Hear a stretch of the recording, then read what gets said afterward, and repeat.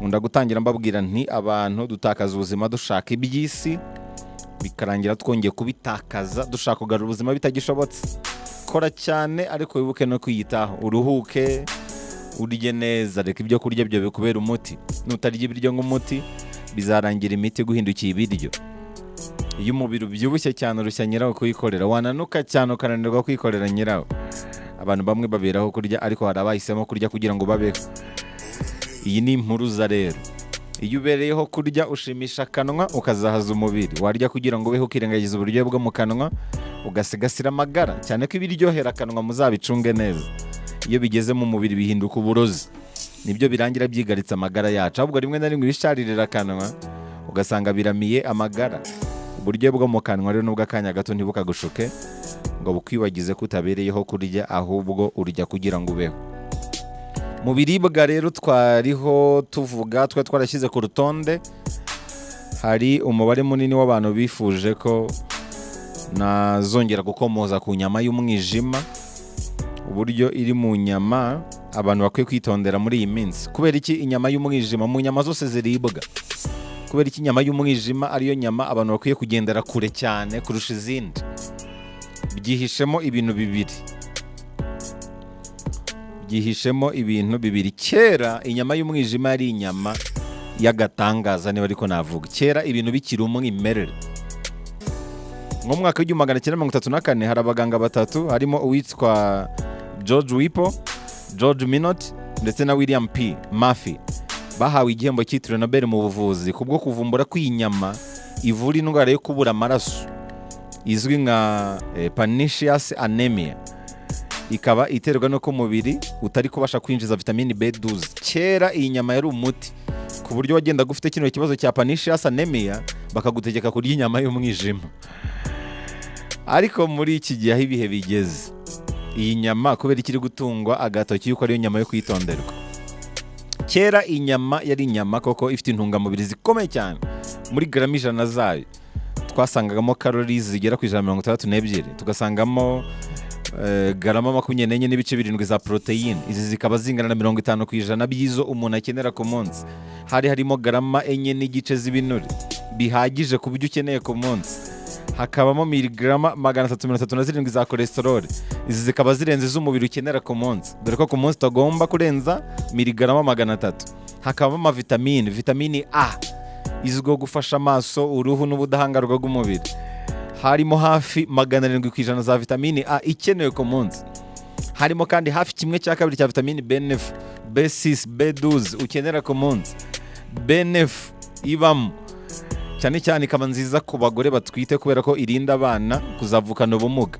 Hakabamo B6 ifasha mu ikorwa rya serotonin, ukaba umusemburo ufasha mu byiyumviro, amarangamutima, gusinzira neza. Hakabamo B12 ikaba ingenzi cyane mu gufasha imikaya n'insoro zitukura, ari naho igira akamaro mu kuvura ya ndwara yo kubura amaraso. Hakabamo imyunyungugu izwiho kuba isoko y'ubutare. Muri grama 100 hashoboraga kubonekamo 31% by'imyunyungugu ikenerwa ku bagore na 70% by'imyunyungugu, by'umwihariko isoko y'ubutare ikenerwa ku bagabo. Abagore twabonye ko bakenera ubutare bwinshi ugereranyije n'abagabo.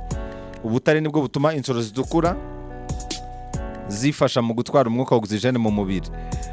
Sibwo gusa dusangamo ko hanabonekagamo zinc, na n'ubu ngubu bishobora kubonekamo zinc izwiho gufasha ubudahangarwa, kugena ibyerekeye DNA n'ibindi bitandukanye. Ariko se ibyo byiza byose inyama y'umwijima yagaragazaga, kubera icyo ubu ngubu abantu bari gusaba yuko twayigendera kuri, ko ari abahanga b'abaganga bari baravumbuye ko ishobora no kuvura indwara, ku buryo urwara bakakubwira bati genda rero kuri muco mukwegereye mubwira kokereza umwijima, iyo ndwara igakira. Ubu kubera iki bari kudusaba kuyihunga? Byihishemo impamvu umuntu yavuga nkaho ari ebyiri. Ariko na mbere yuko nza kuri izo mpamvu, hari ibindi bintu abahanga bagiye bagaragaza kuri iyi nyama. Icya mbere, kuba irimo vitamini A nyinshi ndetse na cholesterol nyinshi, niyo mpamvu ari byiza no kutazirya buri gihe, kubera ko iyo ibyinshi byose bishobora kuba bibi mu magara y'umuntu. Vitamini A iyo ibaye nyinshi ni bibi, kandi twabonye ko habamo 700% y'ikenerwa ku munsi. N'iyi cholesterol twabonye ko habamo nyinshi ugereranyije n'ikeneye ku munsi.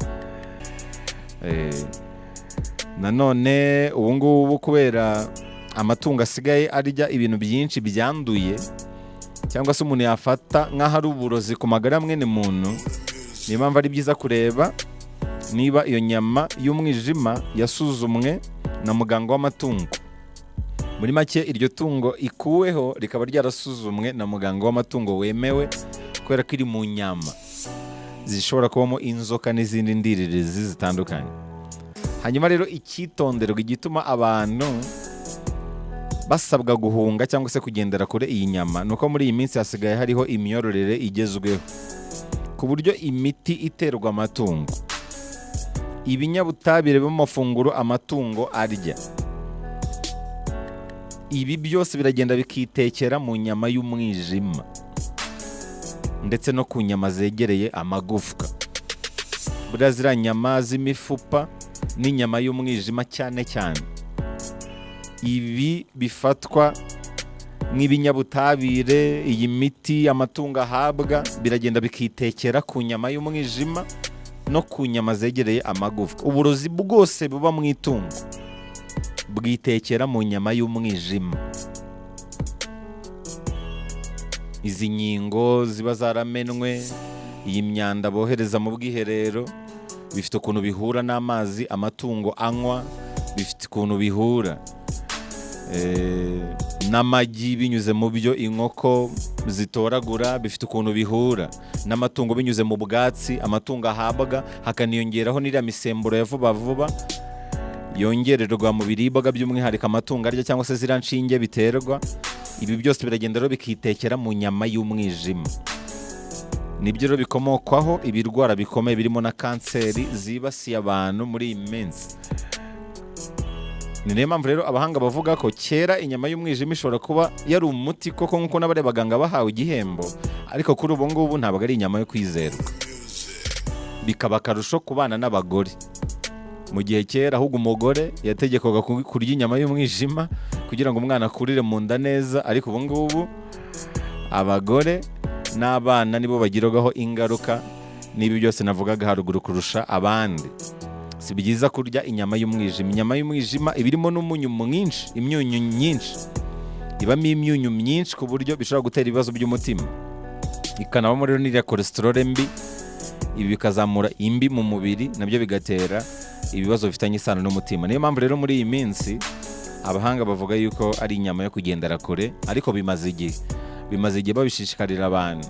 N'inyama zegereye amagufwa ntabwo ari nziza. Niyo mpamvu niba ukunda n'akaboga wajya urya wenda nk'amaroti, inyama zitegereye amagufwa, ukanirinda inyama y'umwijima kubera ko zigira ingaruka nyinshi nyine, zishobora gukuba inshuro nyinshi ugereranyije n'ingaruka zaterwa no kurya inyama zitegereye amagufwa cyangwa se umwijima. Ariko umwijima wo usa rwose naho wamaze kuva mu nyama zo kuribwa, ku buryo mu bihe biri imbere ntibizagutangaze kumva hari n'amatangazo wenda azasohoka bakavuga bati iyo nyama muyikure mu nyama ziribwa mujye muyijugunya nk'uko hari n'izindi nyama zijugunywa, kubera ko ni uburozi busa.